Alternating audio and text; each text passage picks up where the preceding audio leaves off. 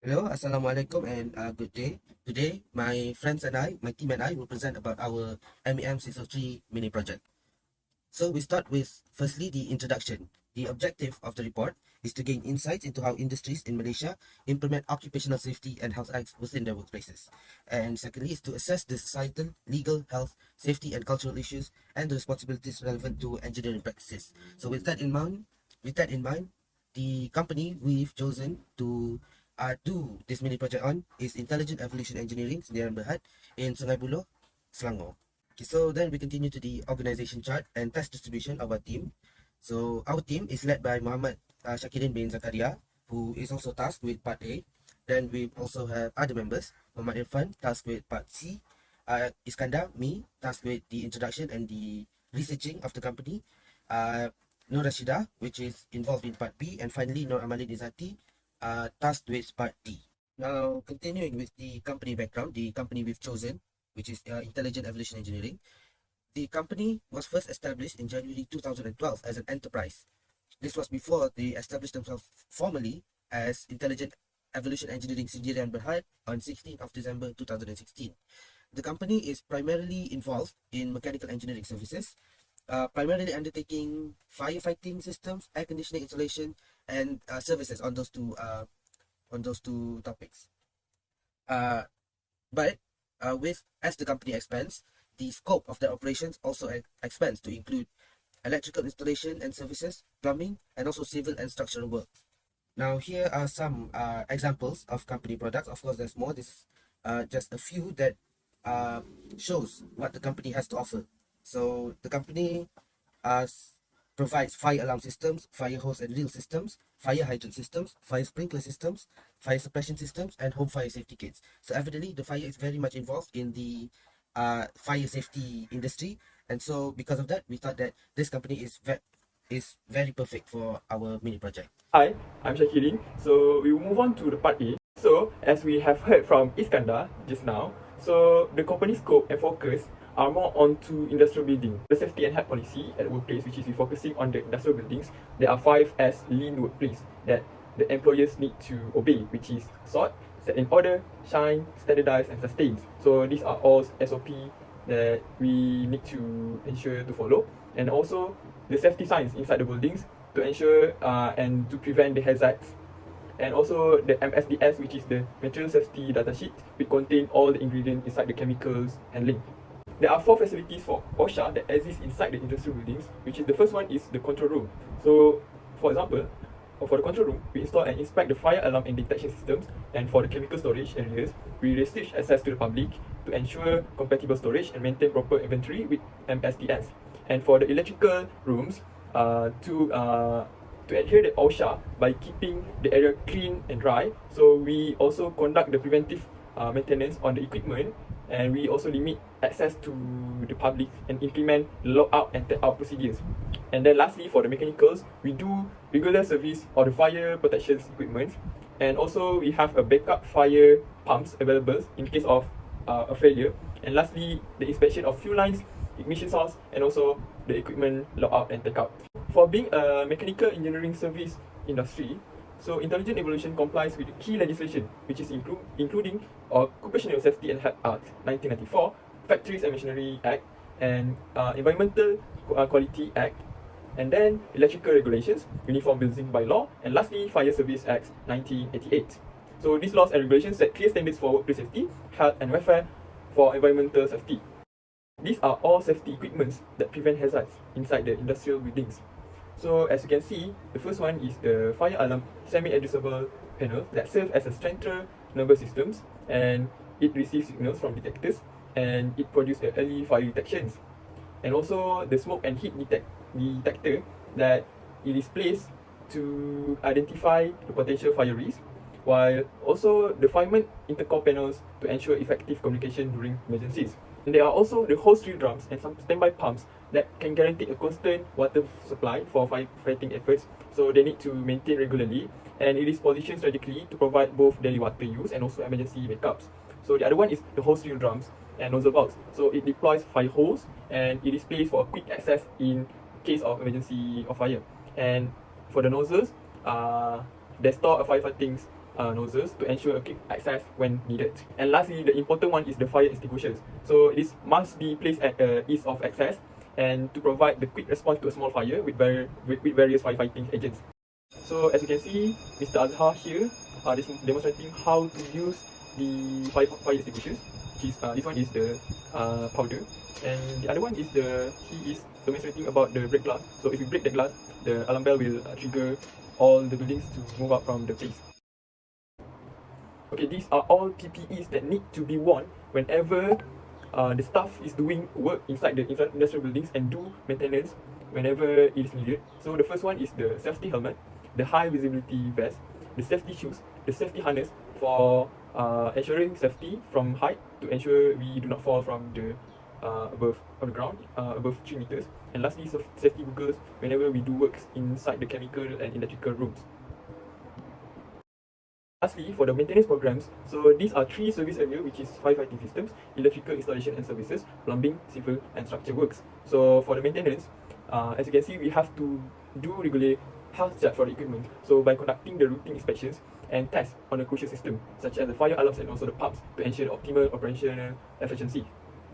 For the efficient communications, it is very crucial. So there are 3 I've listed, which is the internal and external emergency, and lastly for the documenting and reportings. So for the internal and externals, these are for the inside of the staff, and also the external is the clients. So to ensure the essential updates is updated, so we use emails and also WhatsApps to provide real-time updates. And also for emergency, we have two-way radios to facilitate the immediate on-site communications and emergency situations. Now, let's analyze several hazards that were determined in this workplace. There are 5 types of hazard that can be highlighted, which are chemical, physical, noise and vibration, mechanical, and electrical hazard. From investigation that were done, first hazard that will be discussed is chemical hazard.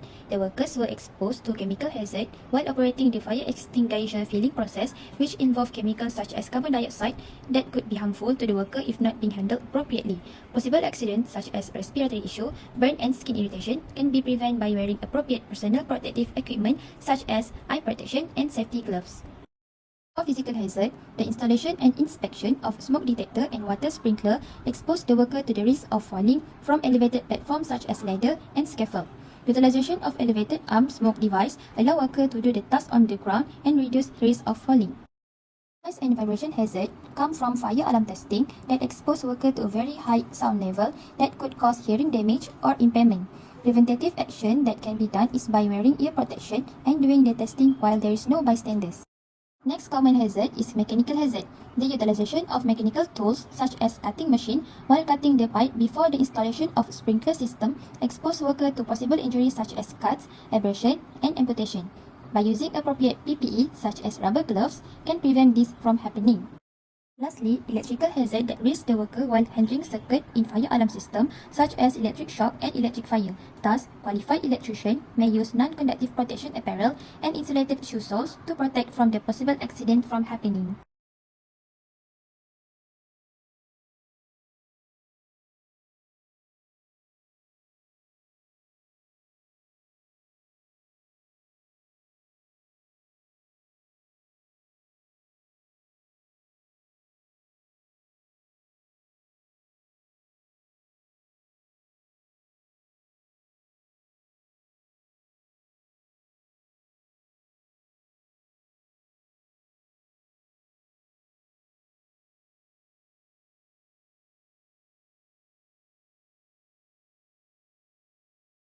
My name is Noor Zati binti Azli, and I will present to you about my part, which is part D.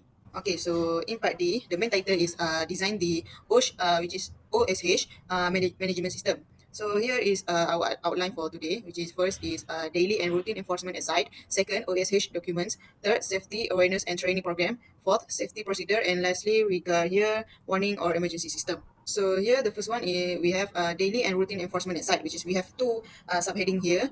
Which first one is safety briefing, and the second one is 5S program. For safety briefing, a safety briefing is a crucial meeting that communicates essential policies and procedures to ensure people's safety in various settings like events, workplace, or outdoor activities. The briefing aims to equip participants with knowledge to manage potential risks by covering emergency procedures, first aid, proper use of protective equipment, equipment recommendations, environmental hazard, and communication channels. Emphasizing laws and regulations, the briefing promotes a safety culture, encouraging adherence to protocols and responsible behavior. It usually ends with a Q&A session to address concerns and strengthen a collective commitment to safety. For the second one is a 5S program. The 5S program is a workplace organization methodology from Japan centered on 5 principles, as you can see on the slide here. First one is sort and then set in order, shine, standardize, and sustain. The goal is to boost efficiency and productivity by systematically organizing the workspace. First, unnecessary items are sorted and discarded. Next, needed tools and materials are neatly arranged. The third S emphasizes thoroughly cleaning the area to make it safe and inviting. Standardization means creating consistent procedures so improvements become habitual. Finally, sustaining focuses on continuous advancement through training workers to uphold 5S principles as part of the organizational culture over the long term. This disciplined, streamlined approach to work organization is widely used in manufacturing and beyond to drive operational excellence. Here is about the safety awareness and training program, which is we also have two subheading here, which is the first one is 5S training program, and the second one is fire drill training. For the first here, 5S training program, by implementing a 5S training program is indispensable for companies seeking to optimize their operational efficiency, enhance workplace safety, and foster a culture of continuous improvement. The training emphasizes the importance of employee engagement, instilling a sense of ownership and pride in maintaining a clean and organized environment. Beyond operational benefits, 5S training also addresses safety concerns, promotes compliance with industry standards, and position the company for a competitive advantage. Ultimately, investing in 5S training is an investment in the company's overall efficiency, employee satisfaction, and long-term success. And for the second one here is fire drill training. Here we have about 5 points under fire drill training, which is the first one is employee preparedness. Fire drills help employees learn evacuation procedures, emergency exits, and assembly points, ensuring they can respond quickly during a fire. For the second one here is safety culture. Drills foster a shared responsibility for workplace safety, promoting a culture that values following safety procedures. Third one is we have here is identifying weaknesses. Regular drills uncover and fix flaws in evacuation routes, emergency plans, and equipment, keeping the company prepared. Fourth one is legal compliance.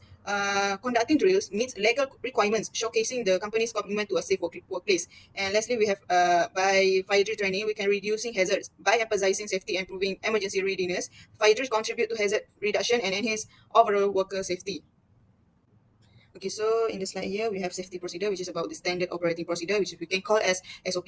So here, SOPs are crucial documents that provide clear instruction and guidelines for various tasks across different sectors. Specifically designed for the construction industry, SOPs ensure consistent and effective job performance while adhering to set standards.